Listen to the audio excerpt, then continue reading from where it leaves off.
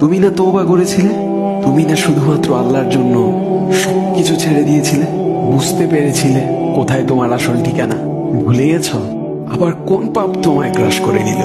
তুমি তো সেই যে নিজের পাপের প্রতি অনুতপ্ত হয়ে সিজদায় পড়ে অঝরে কেঁদেছিলে। তাহলে আবার কেন দুনিয়ার ধোকায় পড়ে গেলে? কেন ভুলে গেলে কোথায় তোমার আসল গন্তব্য? তুমি কি হার মেনে নিয়েছো নফসের কাছে? তুমি এত দুর্বল, ভুলে গেছো তুমি কার বান্দা?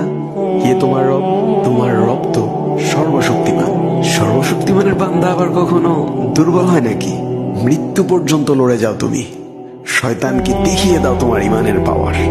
শয়তানের ধোকায় পড়ে অনেক পাপ করে ফেলেছো, তাই নিরাশ হয়ে গেছো তুমি, তাই না? তুমি কি জানো না তোমার রব কতটা মহান? তিনি তো তোমাকে ক্ষমা করার জন্য অপেক্ষা করছেন। তাই ফিরে আসো সেই রবের দুয়ারে, যার দুয়ার কখনো বন্ধ হয় না।